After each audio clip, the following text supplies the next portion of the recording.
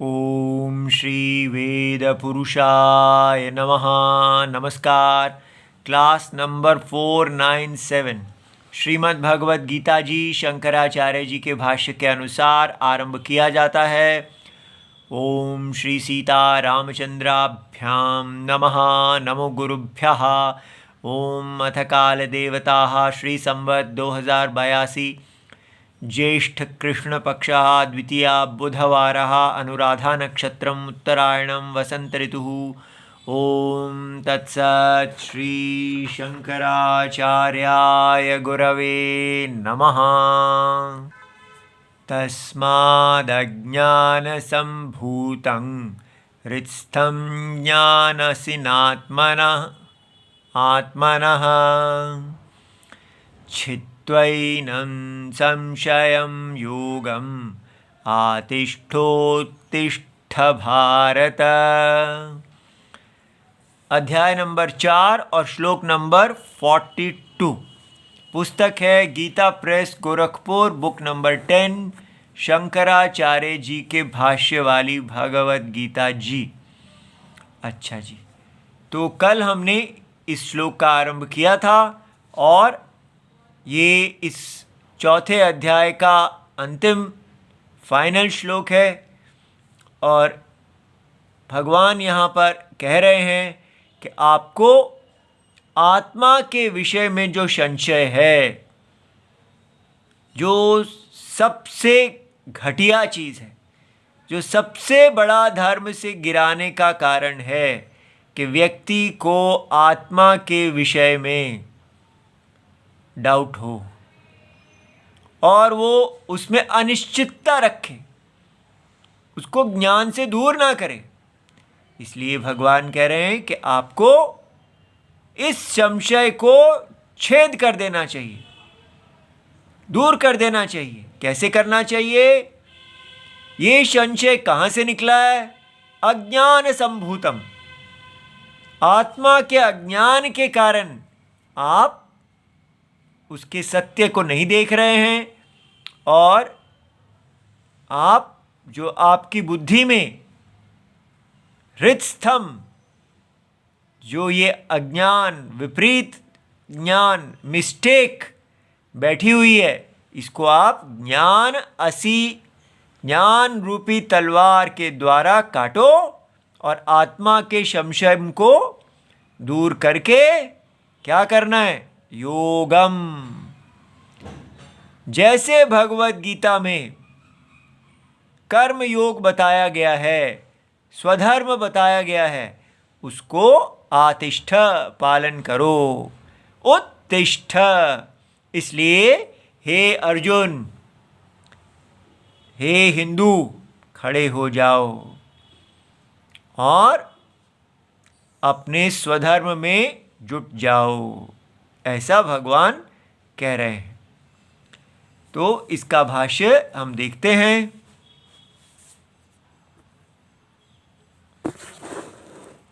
तस्मात्, इसलिए, तो किस लिए? भगवान ने यहाँ संबंध भाष्य में दो कारण बताए हैं कि जो व्यक्ति आत्मज्ञान को प्राप्त कर लेता है वो कर्मों से बद्ध नहीं होता, मोक्ष को प्राप्त हो जाता है। और कर्म योग का पालन करता है, उसका ज्ञान उदय हो जाता है। और जो व्यक्ति संशय में ही बैठा रह जाता है वो विनाश को प्राप्त होता है।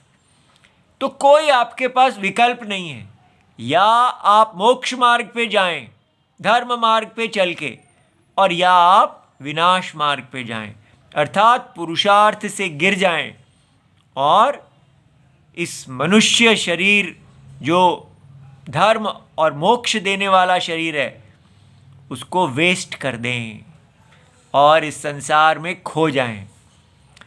इसलिए तस्मात् पापिष्ठम, अर्थात पाप में नियुक्त करने वाले सबसे बड़ा हेतु जो है वो क्या है? वो अज्ञान से उत्पन्न हुआ, अज्ञान संभूतम। अज्ञान क्या होता है? अविवेक। जब आप विवेक नहीं कर पाते। विवेक माने डिस्क्रिमिनेशन, विचार, सत्य और असत्य का विचार नहीं कर पाते, असत्य को ही सत्य समझते हैं। तो लेकिन किसका सत्य असत्य है? अभी यहां भगवान कहेंगे कि आत्मा के विषय में जो सत्य असत्य अविवेक है वो कैसे? अगर आप आत्मा को देह मानेंगे, शरीर मानेंगे, तो फिर आप काम के पथ पे चल पड़ेंगे।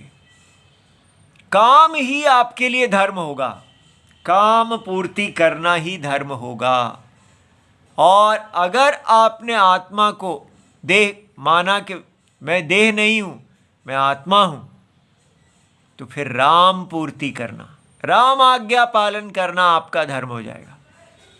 यही है बस चॉइस, आप काम के दास हैं या राम के दास हैं। अंतरात्मा, जगत की आत्मा राम है। ये टर्निंग पॉइंट है। अगर आप अपनी आत्मा को ठीक प्रकार से नहीं जानते, उसके बाद में बारे में अविवेक की अवस्था में है, तो ये पापिष्ठा, पाप नंबर 1, ये अविवेक आपको नष्ट कर देगा। इसलिए अविवेक से निकला हुआ और हृदस्थम हृदय बुद्धौ, तो हृदय दिल में रहने वाला नहीं, उसको देखो कैसे भगवान बताते हैं कि ये आपके दिल में रहता है। तो दिल क्या है भाई? दिल माने बुद्धि। बुद्धि का जो अविवेक है, अविचार बुद्धि है, तो बुद्धि बुद्धौ स्थितम, उसको आपने क्या करना है? अविवेक को एक ही चीज काट सकती है, ज्ञान। ज्ञान रूपी असी तलवार से उसको काटना है। क्यों? क्योंकि शोक मोह आदि दोष हरम, ये ज्ञान ही आपके शोक और मोह आदि दोष को दूर कर सकता है। शोक क्या है? कि काम मेरी इच्छा पूरी नहीं हुई, ये शोक है। हर समय हमें शोक कि मैं क्या कर रहा हूं, आई एम अनहैप्पी, मैं मर जाऊंगा, मुझे रोग हो जाएगा, मेरी सब प्रिय मेरे से चली जाएंगी। वल्नरेबल, हर समय घबराहट, ये शोक है। इसका कोई उपाय नहीं है।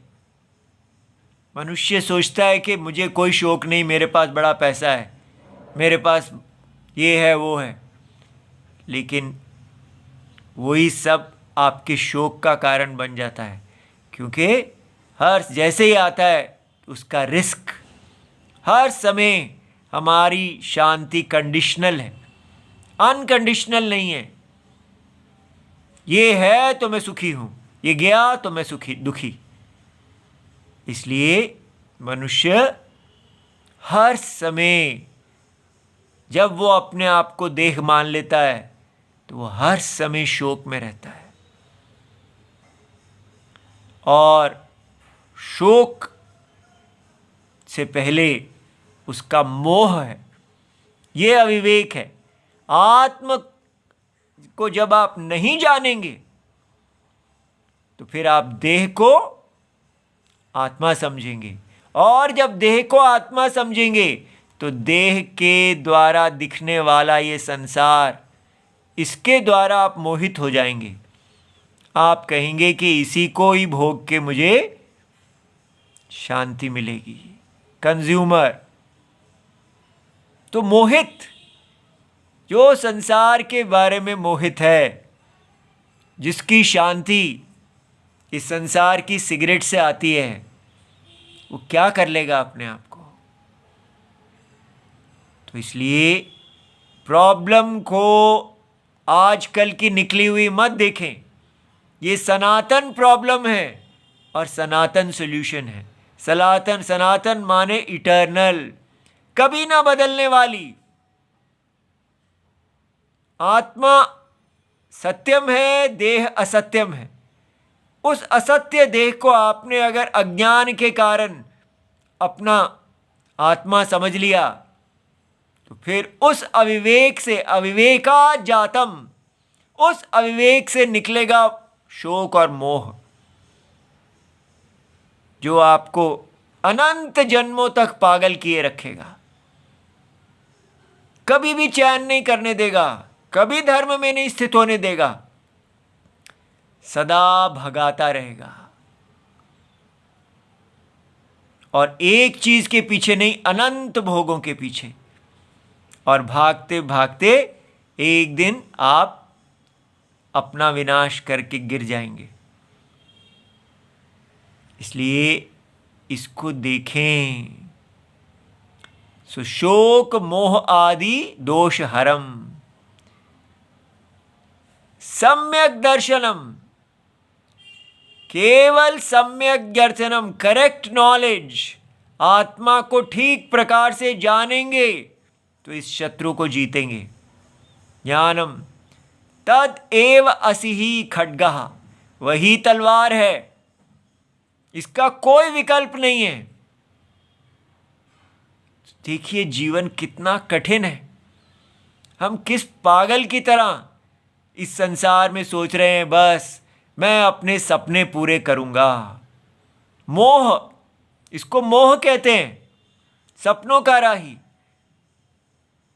और जो व्यक्ति सपने पूरे करने इस संसार में निकलेगा उसको वहां पापिष्ठः कहा जा रहा है कि वो सबसे बड़ा पापी होगा जो मोह के रास्ते पे चलेगा। और देखिए हमारे आधुनिक भारत को, हमें कहा जा रहा है कि राइट टू ड्रीम्स, भारत का कॉन्स्टिट्यूशन सबको सपने पूरे करने का पूर्ण अधिकार देता है। इक्वालिटी, ये नहीं कि एक व्यक्ति अपने सपने पूरे करेगा बाकी नहीं करेंगे, सब करेंगे, यही लिबर्टी है, अर्थात सारे ही पापी बनेंगे। तो फिर सपने नहीं पूरे किए तो जीना किस लिए है? यही समझना है, यही अविवेक है कि अगर हम अपने सपने नहीं पूरे करेंगे तो किसके लिए जिएंगे? ज्ञान, जब आपको ज्ञान, ये बात समझ में आएगी कि आप जिस स्वप्न की दुनिया में रह रहे हैं उस स्वप्न की दुनिया से बाहर निकलना इस जीवन का उद्देश्य है। ये जीवन का उद्देश्य मोक्ष बनाया गया है, सपने पूरे करना नहीं। इस स्वप्न के अंदर किसी के सपने नहीं पूरे होते।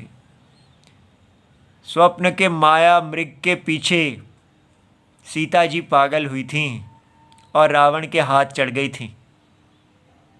और वही हमारा देश कह रहा है, सबको माया मृगों के पीछे भागने का पूर्ण अधिकार देता है ये देश। और आज इस अधिकार के कारण कितना विनाश हो रहा है भारत का। हर चीज पूरी तरह बिखर गई है। हर व्यक्ति अपने माया मृगों के पीछे भाग रहा है और पापिष्ठः, पाप का रास्ता अपना रहा है। उसको समझ ही नहीं आ रहा कि उसको किससे जुड़ना है। और पॉलिटिशियन लोग कह रहे हैं कि पॉलिटिकल यूनिटी बनाओ, आप सब हिंदू यूनिटी बनाओ, मुसलमान यूनिटी बनाओ, क्रिश्चियन यूनिटी बनाओ, और इस यूनिटी से फिर क्या करो? अपने सपने पूरे करो, दूसरों के सपने ना पूरे होने दो, आपके सपने और दूसरे ग्रुप के सपने। इसलिए अगर आपने अपने सपनों को पूरा करना है तो फिर जुड़ जाओ। क्या दुनिया है ये पागलपन! सपने पूरे करने के लिए ही जुड़ना और सपने पूरे करने के लिए ही टूट जाना। और उसको क्या कह रहा है ये शास्त्रम? पापिष्ठम। ये सपने आपको पाप के मार्ग पे ले जाते हैं, शोक और मोह के मार्ग पे ले जाते हैं। इससे बाहर निकलो। कितना कठिन है किसी को समझाना कि ये सपने ही आपके शत्रु हैं। तो वो सोचता है अच्छा मैं अपने सपने नहीं शुरू करूंगा तो अपने माता पिता के करूंगा. Why should I live for my parents? Why should I live for my husband? Why should I live for my children? क्यों मैं दूसरे के लिए अपना बलिदान दूं? आपको किसी के लिए नहीं जीना है, आपको अपने मोक्ष के लिए जीना है. ये संसार दुखम है. सपने पूरे करने से दुख दूर नहीं होता. सपने पूरे हो ही नहीं सकते. कौन है जो माया मृग के पीछे जाके उसको पकड़ लेगा? ये माया मृग किसी के हाथ नहीं आया. दुनिया है पानी, पानी पे लिखी लिखाई, किसी के हाथ न आई. भारत के पुराने गीत भी ये सब बताया करते थे, लेकिन पता नहीं वो सब हम गाते ही रह गए, कुछ सीखा कुछ नहीं. इसलिए ये दुनिया में चॉइस नहीं है. जो व्यक्ति माया मृगों के पीछे भागने को ही समझता है यही प्रोग्रेस है, वो कुछ भी प्रोग्रेस नहीं करेगा और कोई उस पर दया नहीं करेगा. ये अविवेक नाम की एक ऐसी चीज है जो नॉन बायोडिग्रेडेबल है, जो जन्मों जन्मों में भी सड़ती नहीं है, जो वहीं बनी रहती है. पाप करके आप उसका प्रायश्चित्त भी कर लीजिए, लेकिन अविवेक वहीं बना रहेगा. इसलिए अविवेक को केवल विवेक से ही बाधित किया जाता है, और वो तभी बाधित होता है जब आप कहते हैं हे भगवान मैं हार गया, ये माया ने मुझे हरा दिया, मैं इसको नहीं जीत सकता, मेरी रक्षा कीजिए. अर्जुन जी ने कृष्ण की शरण ली. हम कब लेंगे? कितनी देर और? हमको वही भारत बनाना है जहाँ पर सब लोगों को माया मृगों के पीछे भागने का अधिकार होगा. कोई किसी का पति नहीं होगा, कोई किसी की पत्नी नहीं होगी, कोई किसी की माँ नहीं होगी, कोई किसी के बच्चे नहीं होंगे. सब अलग अलग अलग अलग अपने अपने काम के पीछे भागते हुए, एक दूसरे को यूज करते हुए, एक दूसरे को डोरमैट बनाते हुए, पायदान बनाते हुए, आगे बढ़ते हुए. राक्षसों का भारत, इतना गिरा हुआ भारत, और हम इसको सोच रहे हैं ये विश्व गुरु है. किस मोह में बैठे हैं हम?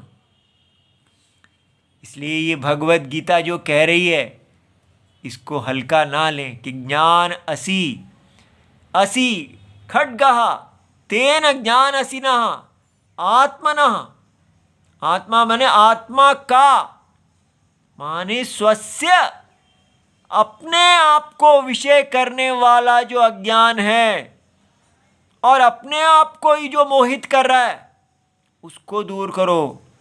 नहीं, मैं तो सोच रहा था सबको मैंने उपदेश करना है. ये भगवत गीता दूसरों के अज्ञान को दूर करने के लिए है. मैं उपदेश फैक्ट्री खोलने जा रहा था. तो फिर आप भी तो यही कर रहे हैं. आप क्यों ये बंद नहीं करते अपना उपदेश करना? हम राम जी की आज्ञा पालन कर रहे हैं. ये यज्ञ में हमारा काम है, उन्होंने दिया है, कर रहे हैं. जिस दिन कहेंगे मत करो, नहीं करेंगे. इसीलिए उनके लिए कर रहे हैं तो सत्य के मार्ग पे चल रहे हैं. तो इसलिए व्यक्ति को क्या करना है? आत्मा के विषय में ज्ञान प्राप्त करके धर्म का पालन करना है. तो आत्म विषयत्वात् संशयस्य, संशय डाउट जो है वो आत्मा के विषय में. कितनी बड़ी बात है. हमारे पास अपने विषय, अपने आप को देखने का ही टाइम नहीं है. मैं शरीर हूं या आत्मा हूं, यही देखने के लिए हमारे पास फुर्सत नहीं है. इतनी आग लगी है कि मुझे इस संसार में बढ़ना है, पागल बनना है. और रुक ही नहीं सकते कि देख लें, इससे योग्यता ही नहीं है। अब यहां शंकराचार्य जी कहते हैं कि यहां लिखा है आत्मा का संशय। तो आत्मा का संशय ये क्यों लिया आपने कि आत्मा के विषय के बारे में संशय?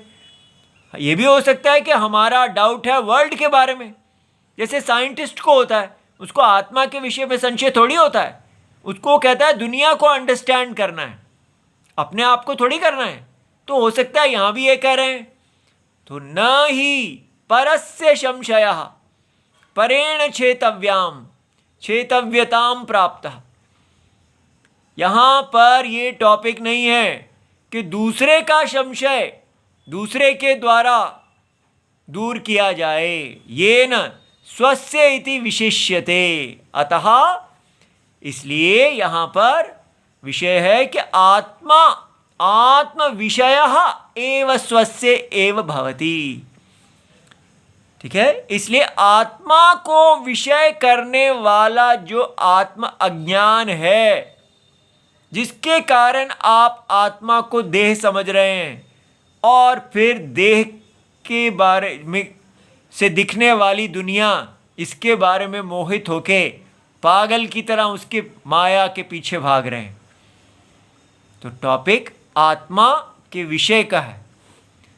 तो छित्वा एनम संशयम, इस संशय को स्वविनाश हेतु भूतम।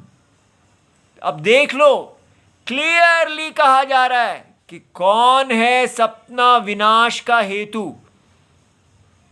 हमारा ही आत्मा के विषय में निश्चय नहीं करना, बस अपने आप को देह मान के पूरा जीवन बस माया मृगों के पीछे भागते रहना। तो इसलिए इसको आप छेदन करेंगे, फिर क्या करना है? योगम सम्यक दर्शन उपाय कर्म अनुष्ठानम। आपको आत्मा को जानकर कि मैं आत्मा हूं, तो यहीं रुक नहीं जाना है। तब आप आत्मा को जानेंगे कि आत्मा यज्ञ रूप है। ये आत्मा पूरा यज्ञ रूप है और आप एक इंडिविजुअल नहीं हैं, आप इस यज्ञ रूप नारायण के अंग हैं। तब आप अपने अंगभूत अपनी माया को अपने माया मृगों के पीछे नहीं भागना, इस यज्ञ में जो आपका स्वधर्म है वो करना। उसको कहते हैं कर्म योग। वो भगवान कह रहे हैं सम्यक दर्शन उपाय। वो सम्यक दर्शन का उपाय है कर्म अनुष्ठानम। ब्राह्मण क्षत्रिय वैश्य स्त्री पुरुष जो आपका स्वधर्म है, पूरे इस यज्ञ में ऊंचा है नीचा है जैसा भी है, बस अपनी आहुति देते जाइए, स्वाहा स्वाहा प्यार करते जाइए। कामुकता का मार्ग छोड़ के रामुकता का मार्ग पकड़िए। आतिष्ठ कुरु इत्यर्थः। इसलिए हे अर्जुन, आप अपने स्वधर्म में आइए, आत्मा को जानिए। उत्तिष्ठ इदानीम युद्धाय भारत भारत इति। आपका स्वधर्म युद्ध है। सारे हिंदुओं को भगवान कह रहे हैं अपने अपने स्वधर्म में आइए और ये कामुकता का मार्ग छोड़िए। ये माया मृगों के पीछे भागने वाला हिंदू मत बनिए। वो हिंदू नहीं है, वो रावण है। ठीक है, अब हम आपको दिखाते हैं कि ये जो हमारा शास्त्र है ये कैसे माया को शत्रु बताता है। माया क्या है? अज्ञान से निकला हुआ ये अविवेक, और ये अविवेक ही हमको पागल कर रहा है। अभी हम रामायण को देखते हैं। इसके लिए ये वाल्मीकि जी की रामायण है और उसका आरण्य कांड का 5वां पंचचत्वारिंशत् सर्गः। और इसमें कैसे मारीच राम जी की वाणी बोल के सीता जी को मोहित करता है। इस प्रसंग को थोड़ा देखिए, इससे हमें बड़ा कल्याण होगा। हमारे पास संस्कृत पढ़ने का समय नहीं है। उस समय वन में जो आर्तनाद हुआ उसे अपने पति के स्वर से मिलता जुलता जान श्री सीता जी ने लक्ष्मण से बोली, भैया जाओ श्री रघुनाथ जी की सुधि लो, उनका समाचार जानो। इस प्रकार जब सीता जी ने लक्ष्मण जी से कहा तो सीता के ऐसा कहने पर भी भाई के आदेश का विचार करके लक्ष्मण नहीं गए। उनके इस व्यवहार से वहां जनक किशोरी सीता क्षुब्ध हो उठी और उनसे इस प्रकार बोली, सुमित्रा कुमार, तुम मित्र रूप में अपने भाई के शत्रु ही जान पड़ते हो, इसलिए तुम इस संकट की अवस्था में भी भाई के पास नहीं पहुंच रहे हो। लक्ष्मण, मैं जानती हूं तुम मुझ पर अधिकार करने के लिए इस समय श्री राम का विनाश ही चाहते हो। मेरे लिए तुम्हारे मन में लोभ हो गया है निश्चय ही, इसलिए तुम श्री रघुनाथ जी के पीछे नहीं जा रहे हो। मैं समझती हूँ श्री राम का संकट में पड़ना ही तुम्हें प्रिय है। तुम्हें मन में अपने भाई के प्रति स्नेह नहीं है। तब लक्ष्मण जी बोले, विदेह नंदिनी, आप विश्वास करें, नाग, असुर, गंधर्व, देवता, दानव और राक्षस ये सब मिलकर भी आपके पति को परास्त नहीं कर सकते। मेरे इस कथन में संशय नहीं है।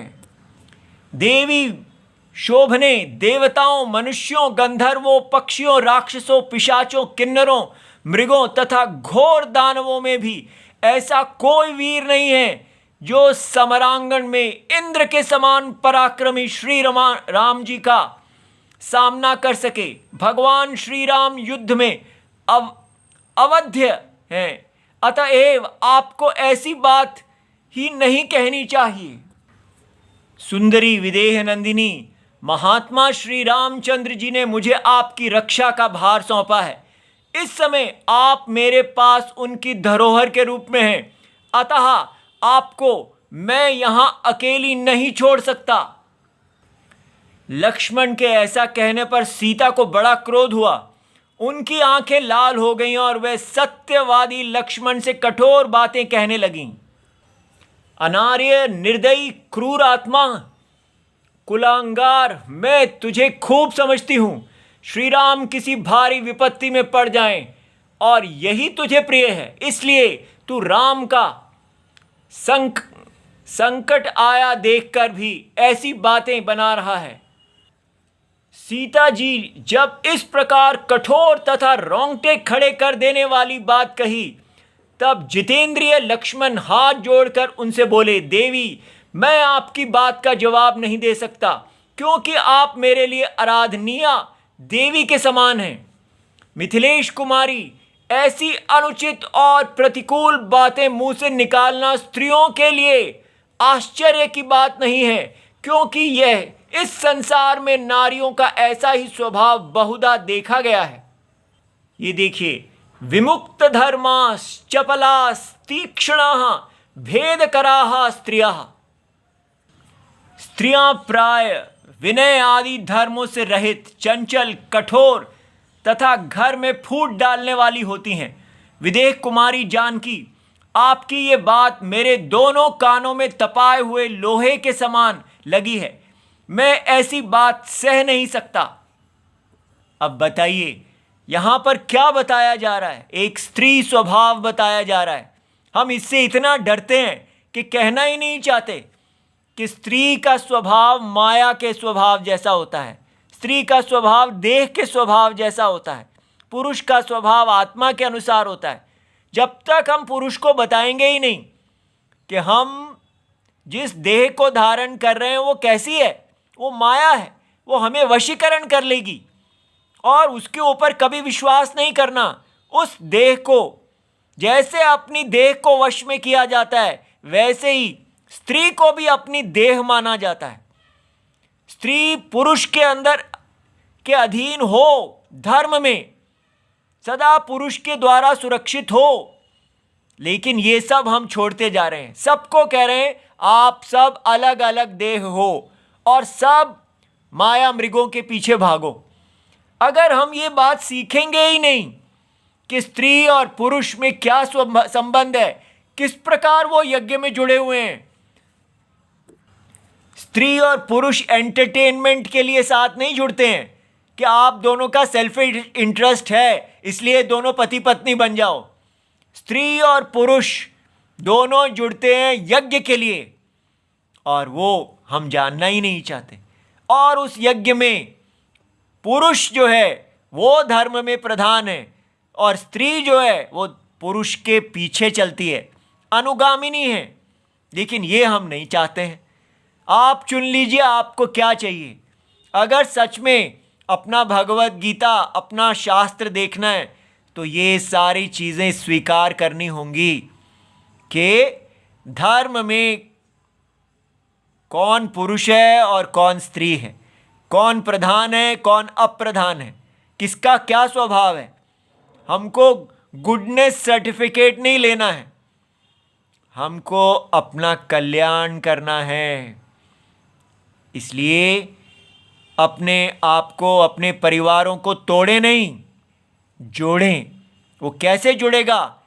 अगर हम अंतरात्मा राम और माया सीता उन दोनों को यज्ञ में जोड़ेंगे।